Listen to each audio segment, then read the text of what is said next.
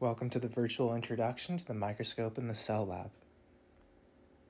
The focus of this lab will be on the compound light microscope. This is a common tool used by many biologists to examine cells, organelles, structures that are otherwise too small to be observed with the naked eye. Most of biology takes place at the level of cells and smaller, so this is an essential tool to observe what you're studying. And the compound light microscope specifically has two lenses, those being the ocular lens and the objective lenses. And together, when you take into account the magnification power of both, it reaches magnifications upwards of 400 to 1,000 times larger than things actually are. It shines light through a microscope slide, so your specimen that you're observing has to be thinly prepared.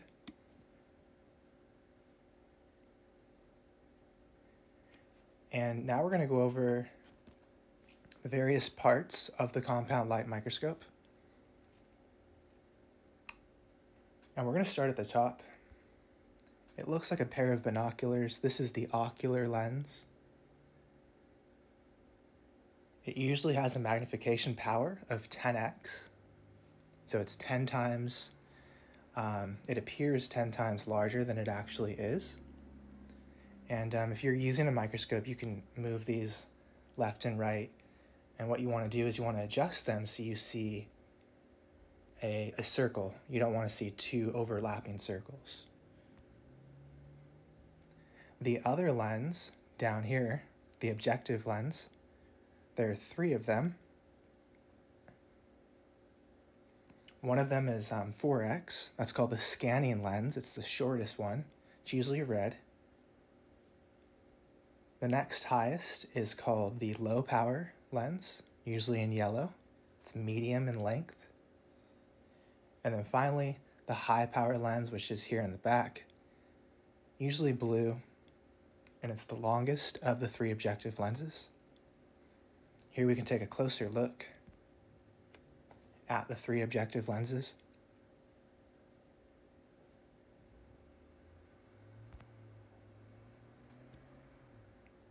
Now, as we said, this is a compound light microscope which uses both the magnification power of the ocular lens and whichever objective lens you're using.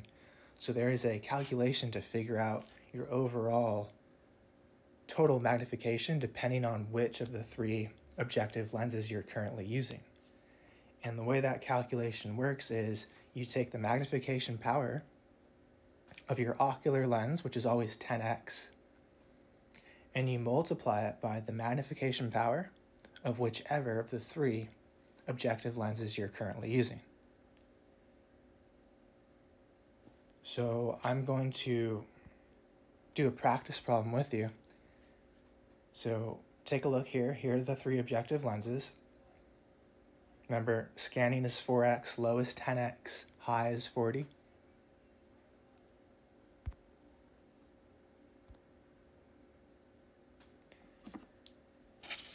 So I'm going to write over here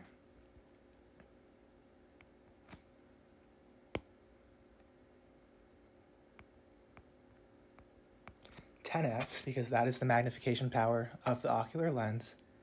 Now let's pretend you are just starting to look at a new specimen, and when you do that, you always start with the scanning lens. So let's pretend you're looking at something and you're using the red short scanning lens, which has a magnification power by itself of 4x. All right, so this is low power. So my question to you is, what would the total magnification power be when using the red short scanning lens?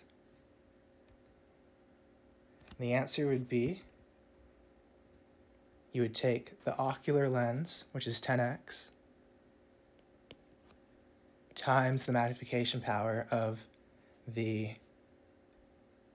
lens that you're using, which in this case would be 4x, multiply them, and that would be your total magnification power. I just had a little typo here, which I'm going to correct. this would be scanning. So let me rewrite this.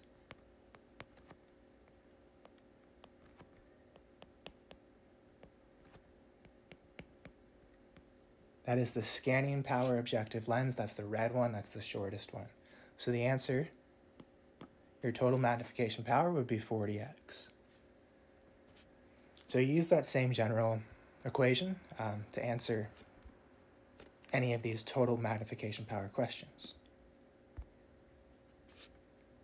Moving forward, this part called the nose piece is actually mislabeled on the diagram, so it's pointing here. It's actually a little bit lower.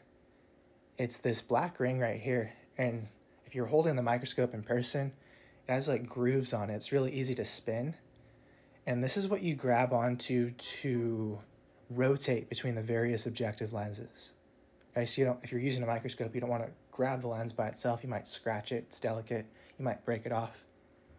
What you would do is you would use this nose piece in black up here.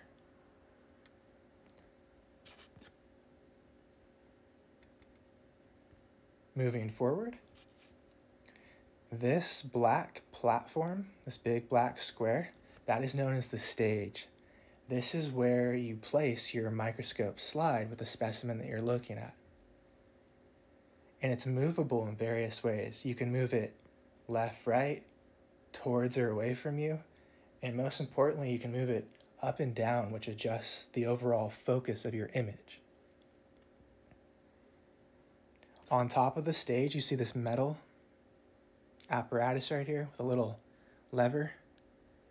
That is where you place your microscope slide onto the stage. So what you would do is you would take your left hand and you would pry back this little lever, and you would place your microscope slide, which is rectangularly shaped, and it fits perfectly into that stage clip, and then you would let go of the lever, and it would lock your slide into place, and it would look just like this. And the way you do it is, so you're facing the microscope. Oftentimes these slides, if they are not prepared by you, they have writing on them telling you what you're looking at. You want that writing to be read right side up and left to right.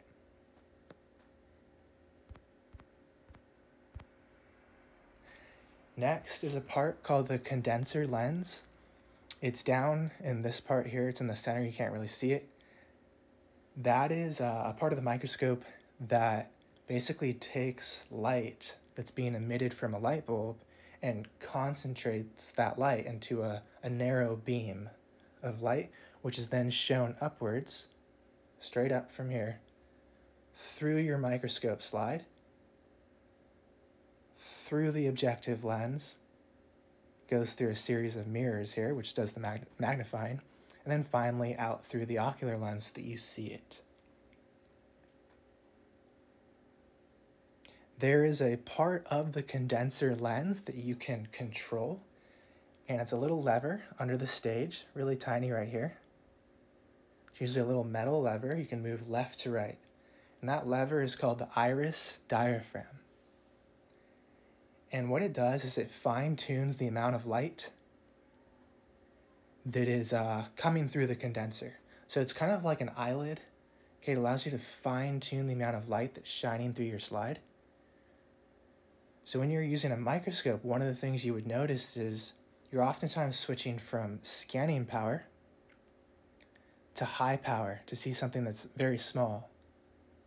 And what happens is when you go to higher powers of magnification, you have this longer lens, which is really close to the stage, and it's really close to your specimen.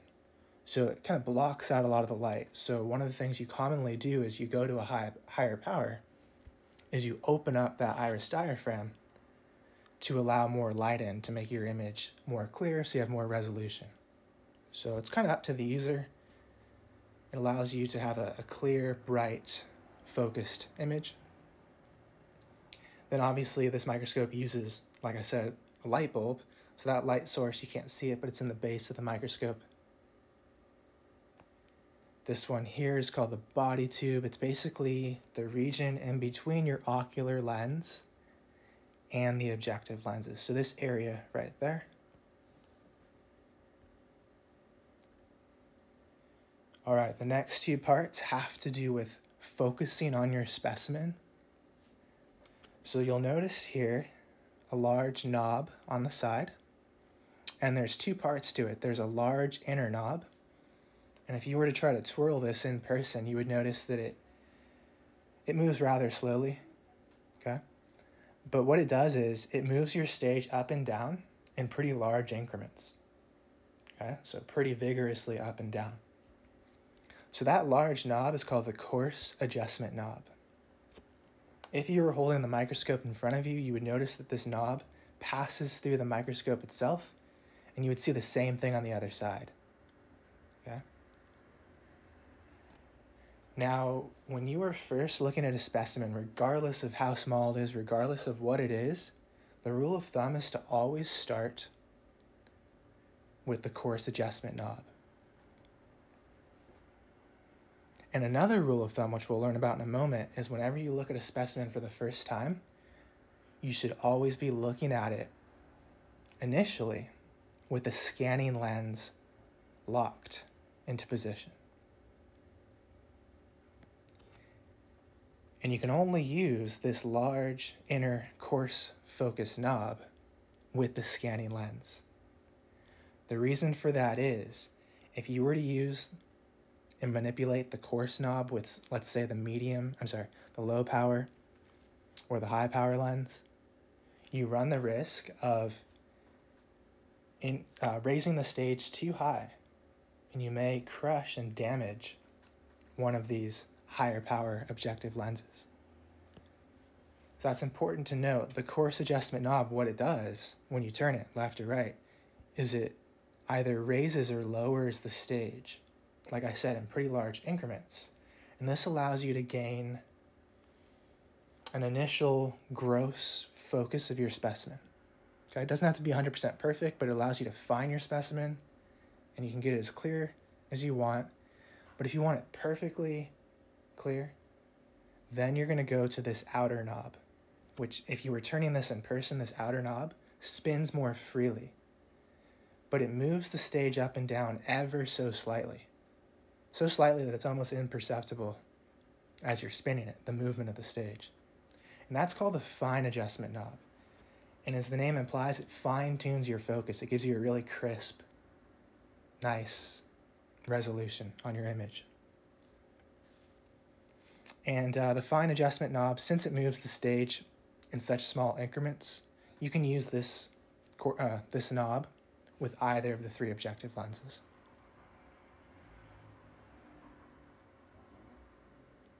Then we have up here the arm, and then down here the base, the bottom. If you were holding this microscope and removing it from the cabinet and taking it back to your table for your group, I would tell you that it's always important, since this is a very delicate and expensive instrument, to always hold it with two hands. So you would have one hand, let's say your left hand, on the bottom, on the base, then you would have your right hand holding the arm.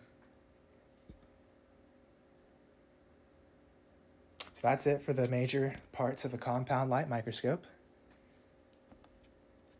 Next, we're going to talk about how to focus on a specimen that you're looking at. And I've already alluded to some of these steps. The first thing that you always do is you rotate the nose piece here in black so that your scanning lens, the red one, the shortest one, 4x, is locked into position. Now here they have the yellow low power lens. You can't see the scanning, it's actually just directly behind the yellow one. But what you would do, you would rotate it once, in this case I guess counterclockwise, until the red scanning lens is in place. Then next, you would take the coarse adjustment knob and you would lower the stage as far down as it goes. Then you would plug in the microscope.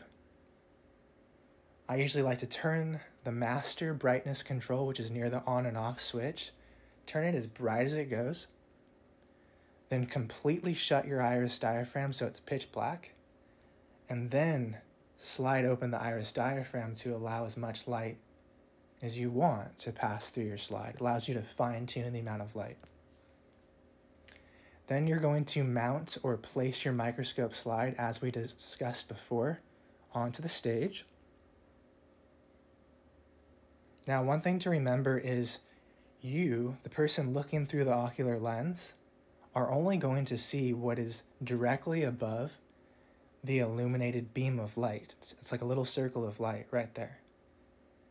And oftentimes you have an idea of where your specimen is on the slide. So without even looking through the microscope, you want to move your slide left to right, towards or away from you, so that your specimen is on top of that illuminated circle. Then when you go to adjust the focus, you're more likely to find it.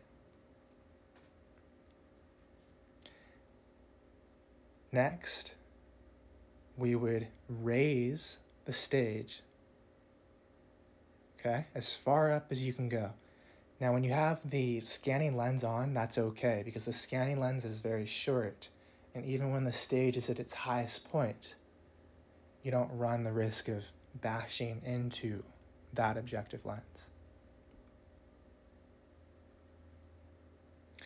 Now, finally, you're going to start to look through the ocular lens, and as you do so, you're going to bring that stage slowly back down while you're looking through the microscope.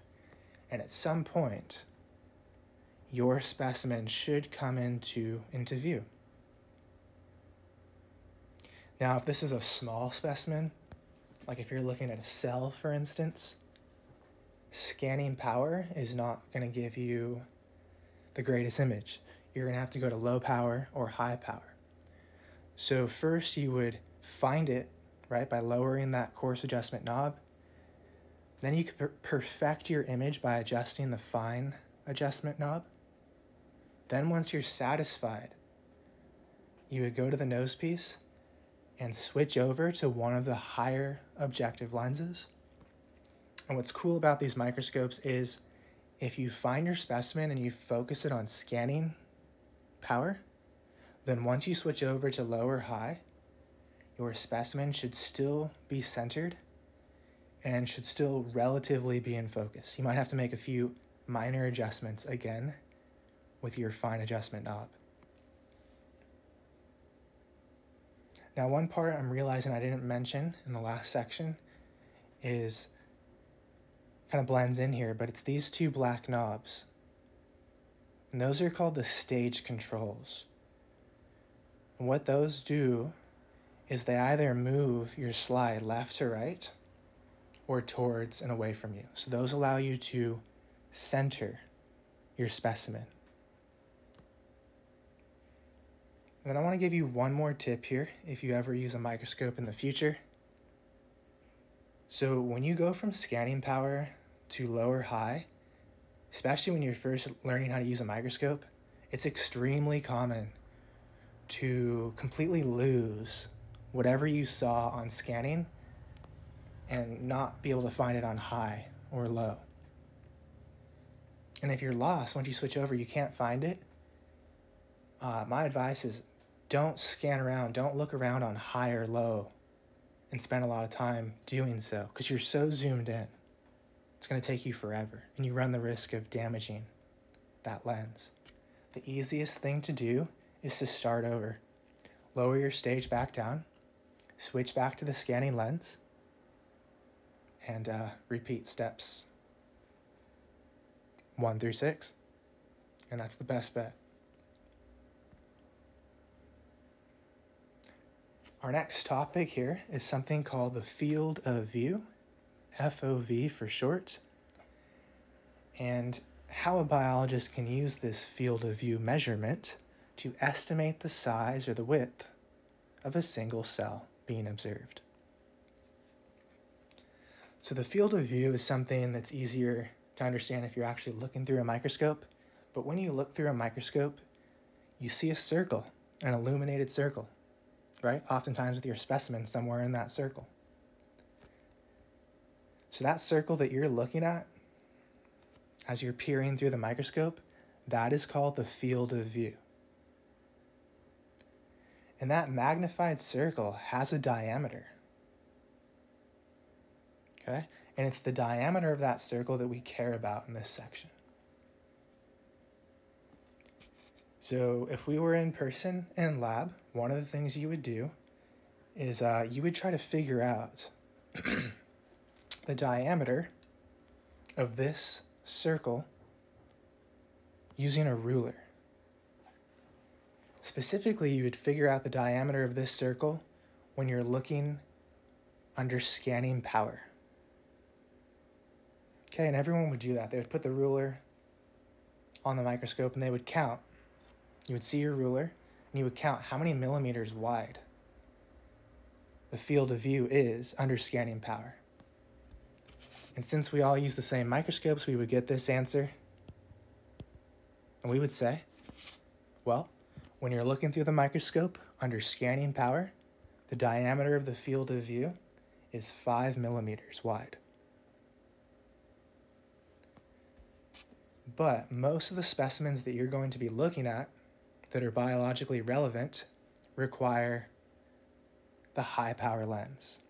And you're so zoomed in, you're so magnified under high power that you can't use a ruler to measure that diameter.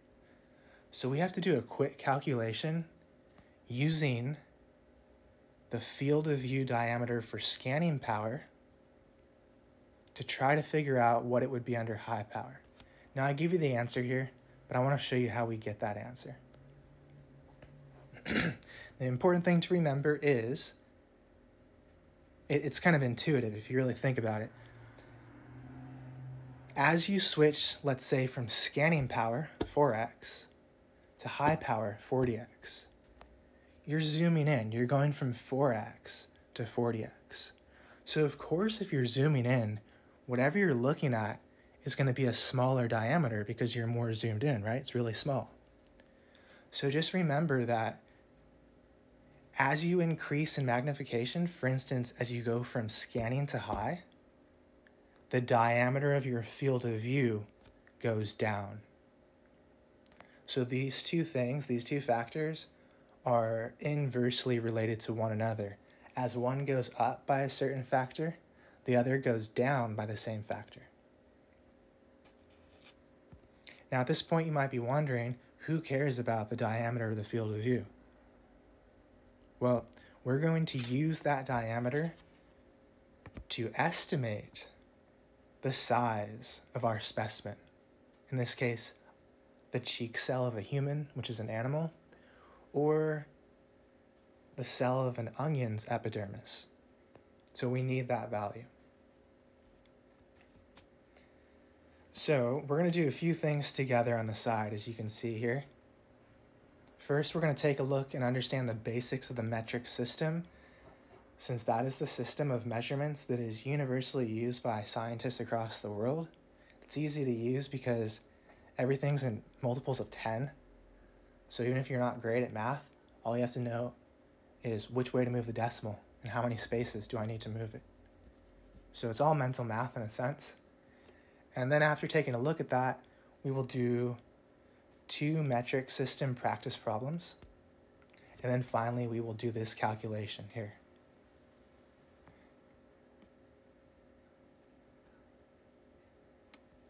All right, so the basics of the metric system. This is the system of meters, centimeters, and millimeters. Now, for our intents and purposes, we only really care about, in this lab, 2 units of measurement within the metric system, those being millimeters. And this really small unit of measurement, you probably aren't familiar with that symbol in front. That is referred to as a micrometer. So I'll write that out for you. It's really small. There are 1 million micrometers, sometimes called microns, in a single meter. But it's relevant for us because cells are usually in the scale of, let's say, 50 to a couple hundred micrometers big. So cells, as we're going to learn, are extremely small.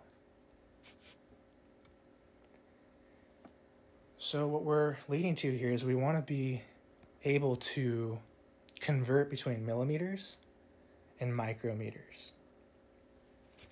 And to do this, we want to first ask ourselves, what's the difference between a millimeter and a micrometer? And the difference is there's a factor of 1,000, 1,000-fold difference between these two units. So we can simplify that and say 1 millimeter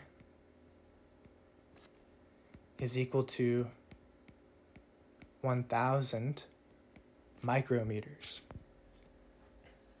So that tells us something important. That tells us if we're going from millimeters to micrometers or vice versa, we're going to move the decimal place 3 places for those 3 zeros. So our last question is, how do we know which way to move it? And to answer that, I have 2 practice problems here at the bottom.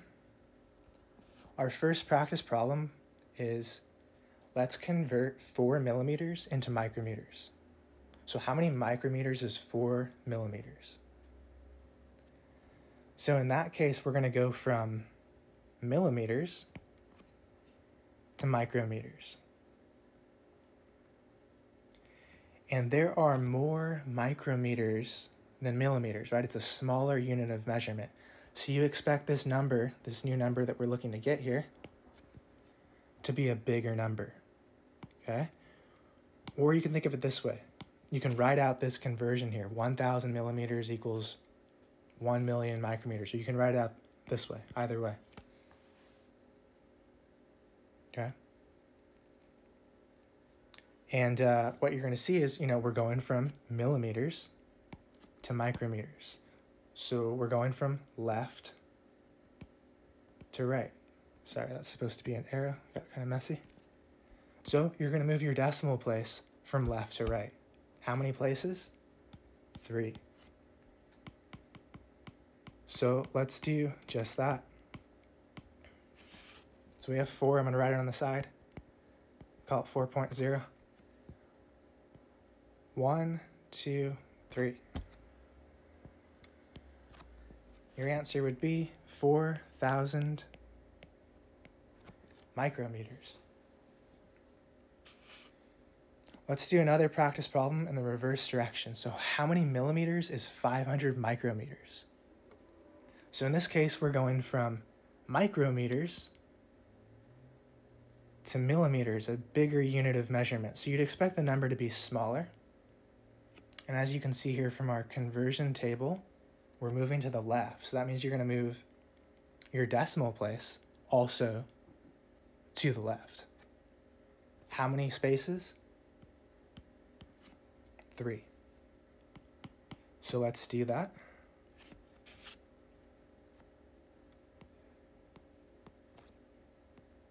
There's our decimal, 500.0.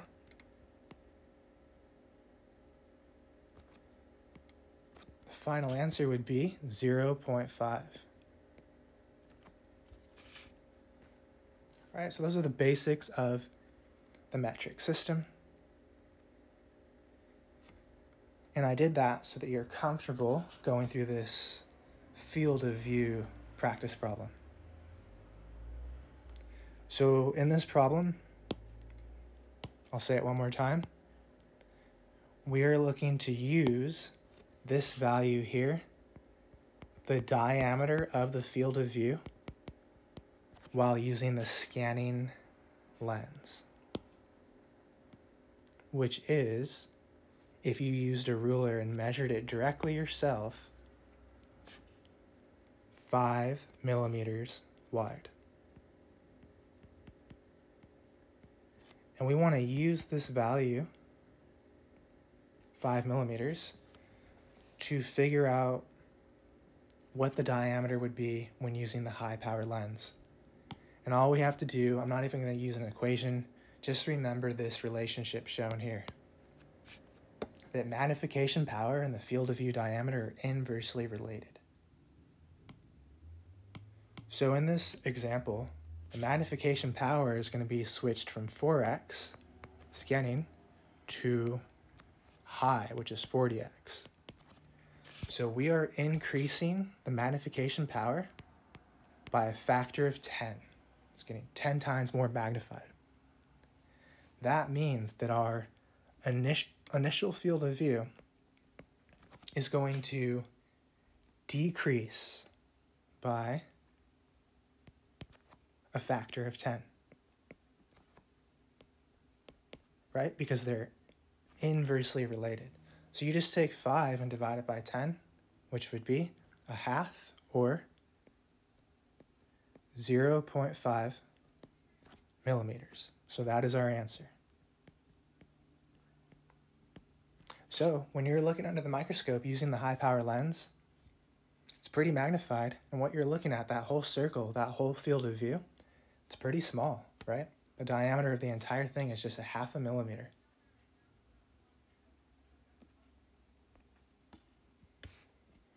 And now finally, we are going to apply all of this to an actual situation where you're using the microscope. And we're going to do this calculation on my next picture. So we'll get to that in less than 5 minutes. But we've done the first 4 things. We're ready to move on. To me, one of the most exciting things that you get to do in lab in this class is extract and look at one of your own cells under the microscope. And the first cell that you would have looked at is one of your cheek cells, which is a great example of a typical animal cell. And you would do so by preparing your own slide, as opposed to a commercially prepared slide, which is used over and over again.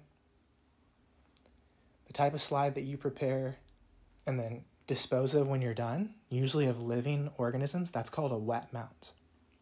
And if you were looking at your own cheek cells, you would have to prepare a wet mount slide, just like that. That's just a picture showing you how you would have done this. So basically, most tissues, most cells are translucent, unless it's a part of the plant that's green because it does photosynthesis. So if you were to just put your cheek cells down on the microscope slide and try to look at that under the microscope, you would see nothing because they're really light tan, basically clear. So to see cells and the biological structures within those cells, we oftentimes have to use chemical dyes or stains that selectively stain different parts of the cell. So commonly when looking at human cheek cells, we use a stain called methylene blue, which nicely stains the nucleus in the center, dark blue. It stains the inner region of the cell, kind of a light blue. And then it stains the outermost barrier of the cell, called the cell membrane, also in blue. So you can see everything. So what you would have done is you would have taken your dye, your methylene blue, you would have taken a toothpick, swabbed your inner cheek, and just doing so, just touching your inner cheek, would have collected hundreds of your cheek cells. You would have mixed that toothpick with the dye. Then you would have taken a little plastic square called a cover slip, and you would have gently lowered that cover slip onto your stain in your cheek cells at a 45-degree angle, and then slowly dropped it down so that you don't have any air bubbles. And that would be how you would prepare a wet mount. And this is sort of what you would see under high power. So we're going to go over here. We're going to do 2 things. We're going to practice labeling a human cheek cell, 3 basic parts. And then we're going to estimate the size of a single cheek cell.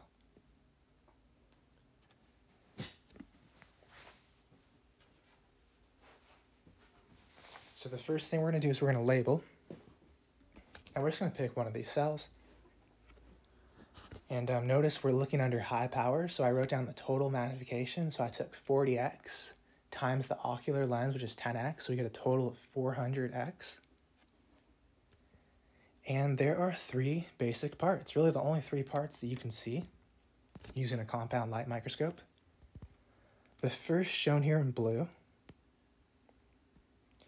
is the outer barrier of a cell. We're going to spend half a chapter talking about it, a whole module. That is called the cell membrane.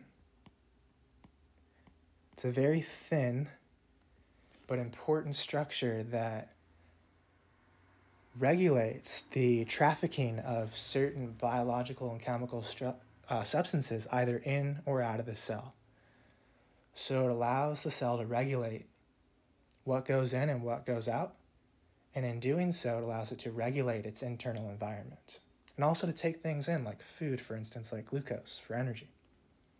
So that's the cell membrane.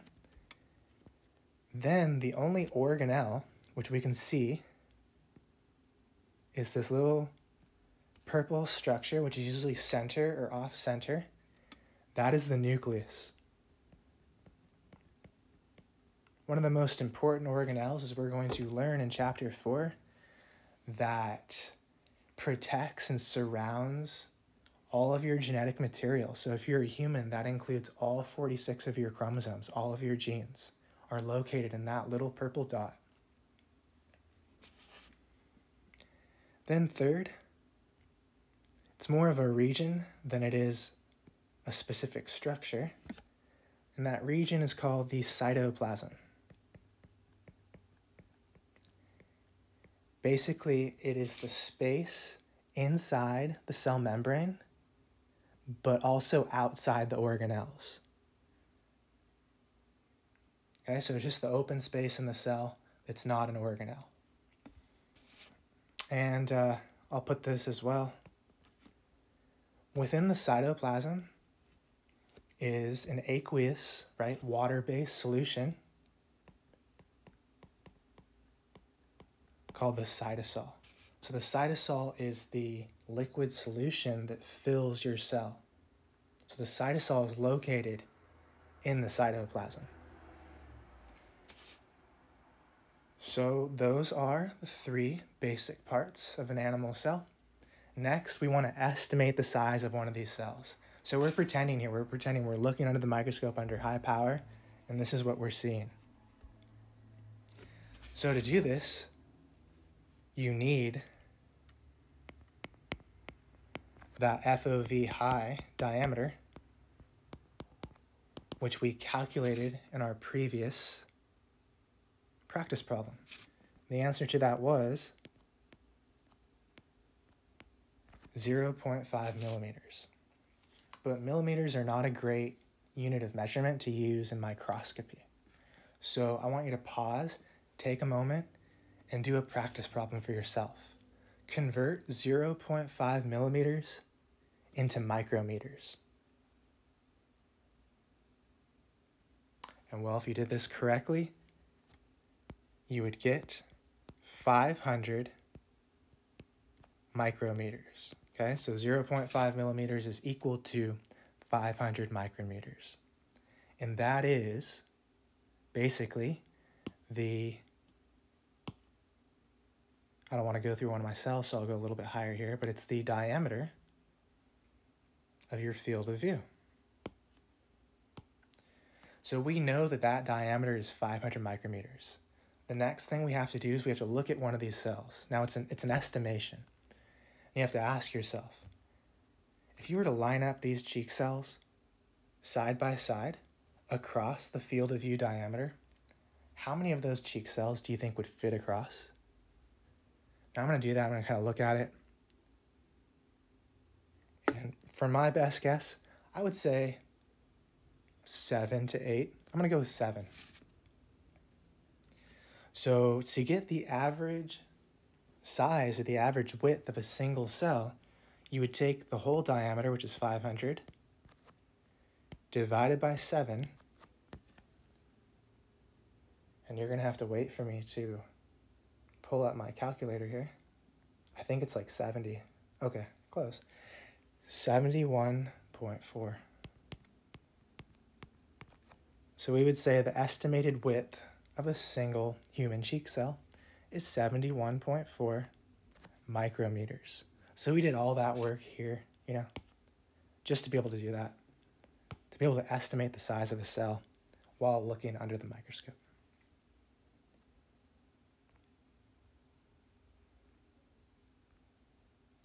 In our last section here, we also want you to see a great representation of a plant cell. So what you're going to look at here is basically the skin of an onion. Okay, so the bulb of an onion, which is the part that you eat, it's underground, but it's actually part of the leaf. So it's a modified leaf. And one of the types of tissues in that leaf is epidermal tissue, not so different from your own skin. And that is what you're looking at here, the epidermis of an onion leaf. And I want to ask yourself, what's different between this here, the cheek cells, and this? Now, besides the fact that they're more crammed in, right, there's no empty space between them, that's generally true because plant cells like to share nutrients across their borders. But one thing I want you to notice is that they're rigid, okay? They're kind of boxy, rectangular, and they don't really deviate from that shape, okay? Really tough looking, kind of looks like a room. That's actually where it got the name cell, like a jail cell, like a room, small room. And there's a reason why they look so boxy and rigid. And that is because plant cells have a feature that animal cells do not. And we're going to label that feature together here. Now I'm going to take my pen in black. I'm going to pick a cell. So that black rectangle, that represents the structure here that I'm referring to. That is called the cell wall. That is something that animal cells do not have. Okay? That is not to say that plant cells don't have a cell membrane. They do. Every cell has a cell membrane. It's just you can't see the cell membrane in this picture because it's basically just beneath the cell wall. Okay, they're kind of like continuous with one another, but it's there. Okay, so I know you can't really see it, but the cell wall is just beneath it. I'm sorry, the cell membrane is just beneath the cell wall. And another thing, as you're going to learn in chapter 3, the cell wall of plants and algae is composed of a special type of complex carbohydrate, a polysaccharide, called cellulose. And it's a really tough fibrous sugar that is responsible for this strength.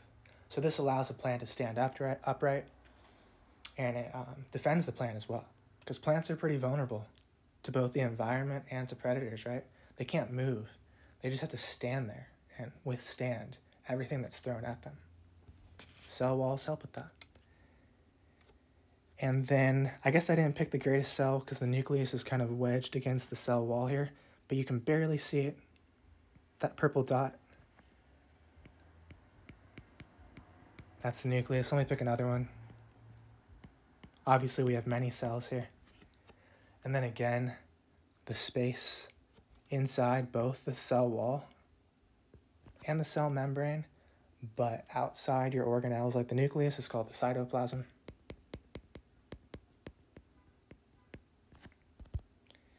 And that's it. We labeled the 4 major parts of a plant cell. Thank you for listening.